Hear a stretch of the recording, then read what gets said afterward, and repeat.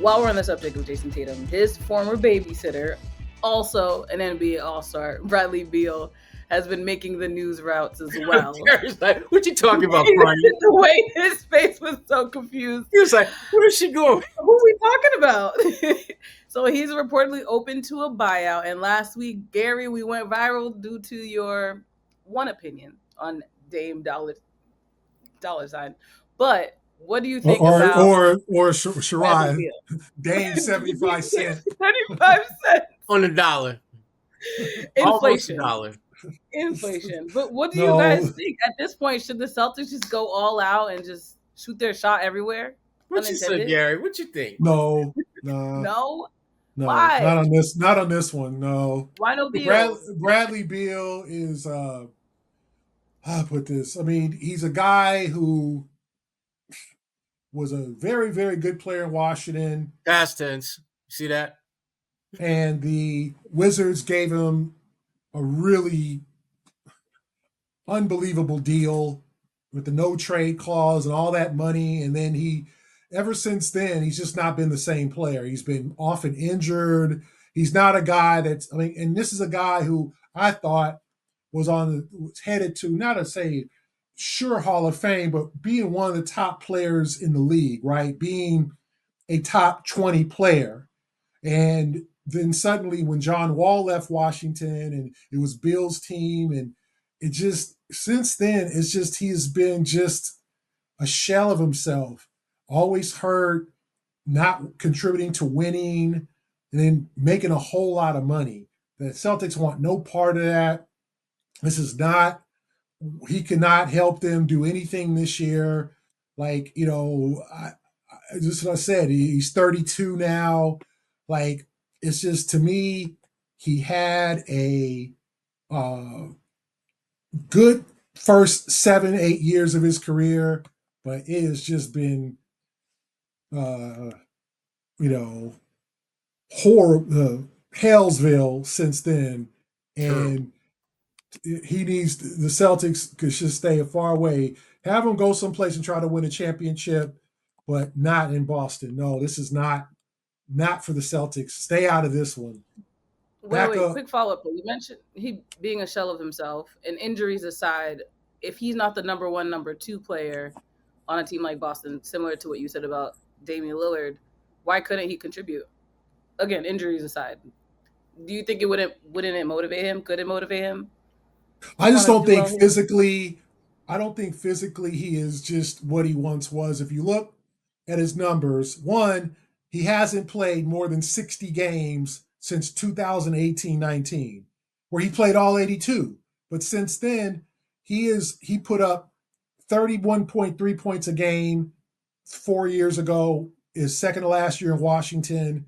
And then his third to last year in Washington.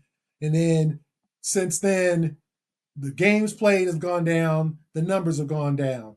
Like, it's just, he's a declining player. Some guys, not everybody's Kobe, not everybody's LeBron. They're going to play their best basketball, at 35 until they're 36. Some guys lose it at 30.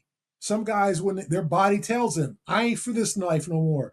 Bradley Beal's best, 27 years old. Since then, he has just been in decline, and he's not been productive. And 53 games last year, 53 games the year before, 50 games the year before that, 40 games the year before that. Like, and you're paying him $50 million. I'm not talking about if the Suns buy him out, but no. I just don't think the Celtics should be interested. And as much as I think Tatum's like, yeah, that's my guy, I don't think Tatum would think, oh, yeah, we need to bring him on and put him next. I mean, because you already have Anthony Simons now. So, like, I just don't, I don't know what Sherrod thinks. I'm sure Sherrod wants to sign him to a max deal. Sherrod wants to sign him to a max deal. But max deal. I don't, max deal. Look, man, you get a multi-time all-star, somebody who could, babysit Deuce, make Tatum feel comfortable with that, because you already babysit Tatum. Might as well babysit his son too. No, I'm crying. I agree with Gary. I mean, it's just a horrible idea to bring him in. I just don't think he gives you enough bang for your buck. And the thing about Lillard is this: Lillard has a clear and undeniable skill set that you can see Boston utilizing, even if he isn't Dame of old, because his ability to knock down shots in clutch situations, the depth from which he can still shoot.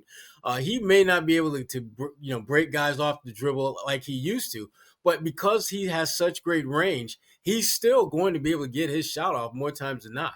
And when you put a guy with that type of offensive capability on the floor with a Jason Tatum, with a Jaylen Brown, with a Derek White, they're going to get some great looks and great opportunities to score. It's just a matter of, is this a place that Dame is going to feel comfortable being at? Because from a basketball standpoint, he's probably not going to find a better situation to walk into as far as what they have, what you can offer, and whether they are in that championship cauldron of teams that are competing at the highest of levels.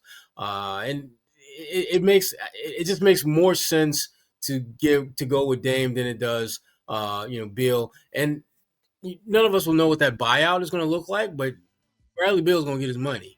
And Dame is similar to that, but that Dame is probably going to be a lighter load money wise. So you're getting the better fit of a player at probably a better price tag. And as we know, the Celtics are very, very consumed by how much they're going to be paying for this team. So yeah, I would pass on Beal and go all in on Dame. This is so random, but I feel like I've mentioned this before. I would love to see journalists and front office staff swap jobs for one day. Oh God! Just let them make whatever moves they wanted to, but they have to be like true veteran sport journalists, not like fans or whatever. They have to like really know basketball. Because I would love to see these moves.